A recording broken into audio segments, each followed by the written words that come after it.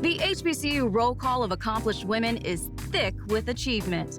The astonishing literary odysseys of Spelman's Alice Walker, the hypnotic melodies of Grambling's Erykah Badu, the indispensable advocacy of Spelman's Marian Wright Edelman, the relentless pursuit of truth and justice by Baltimore State's attorney and Tuskegee alum Marilyn Mosby, the sacred poetry of Fisk's Nikki Giovanni, the groundbreaking sports journalism of FAMU's Pam Oliver, the hustle and diverse acting flow of Howard's Taraji P. Henson, or fellow Bison Felicia Rashad's unofficial designation as Black America's Mom.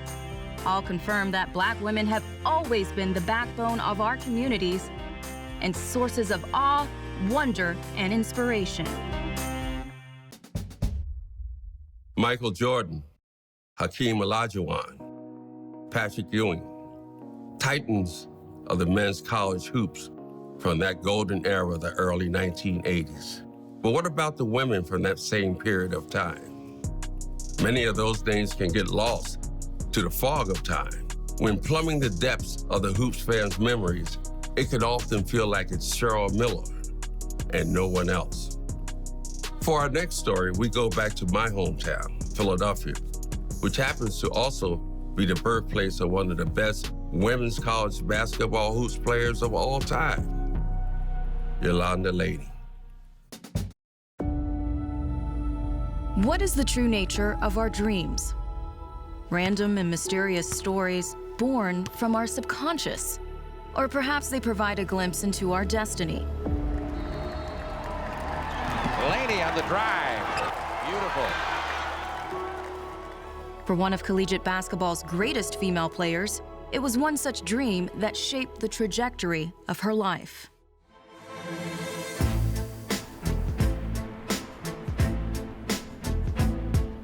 Yolanda Laney grew up in the Germantown neighborhood of Philadelphia, famed as the birthplace of the anti-slavery movement. It was on the hard courts there where she found her first love. I was out in the playground, and there was a young lady. She was in college, and I was 8 years old. I saw her out there playing with all the guys, and once I saw that, I said, whoa. I asked my mom, can you get me a basketball? That was my first real basketball. I'll never forget it. It was a red, white, and blue basketball. And when I saw her playing with the guys, that's when I fell in love with basketball. That same year, Laney experienced a seminal moment. I was in the 3rd grade, and I had a dream that I was supposed to attend Cheney University. And in the dream, I was on my way going to school. I'm on a bus, and a gentleman gets on, and he had on this blue and white jacket, and I looked at him. When he walked by me, I saw Cheney State.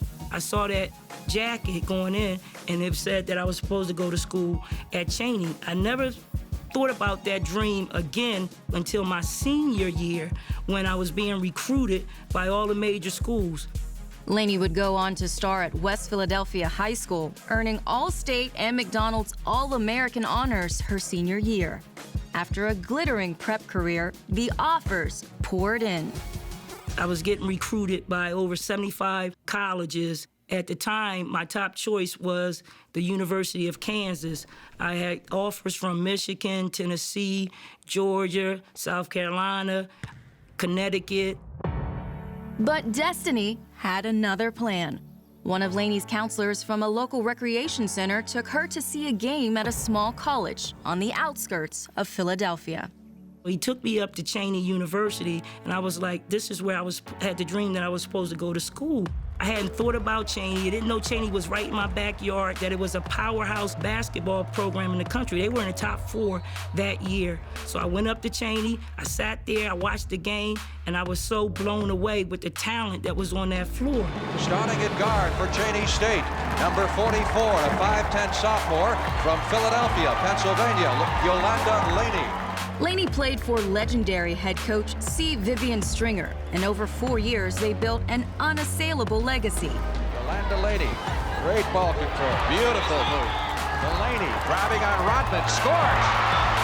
In 1982, Cheney became the first HBCU women's basketball team to make it to a national title game. I think that choosing an HBCU, I've said this over and over again, I wouldn't change my decision for a second. It was a historical moment to be a small HBCU, passing by all the powerhouse universities, playing against them and rising to the top, which nobody expected. Even when I made my decision to go to Cheyney, people were telling me, why are you going to Cheyney? Why are you going to Cheyney? You shouldn't be going to Cheyney. You can go to any big university that you want to. And they were right.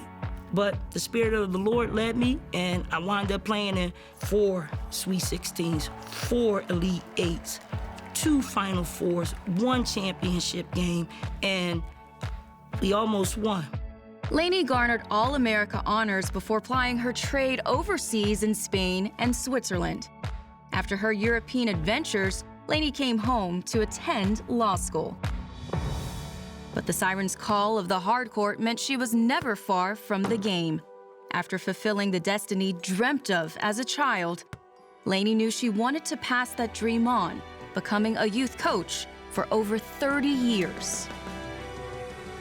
Watching them persevere, watching them train every day, watching them get the grades in school, because I always told them, each one teach one. I said, you can't have a basketball scholarship if you don't make the academic transition come together with receiving an athletic scholarship. You have to have the grades. They all listened. They all went on to school, and I love them all for that. Those kids are my legacy. Lainey's 2 children, Benaja and Shakaris, who both go on to play collegiately. Benaja attended Rutgers University, where she played for her mom's old college coach, Hall of Famer, and my friend, C. Vivian Stringer.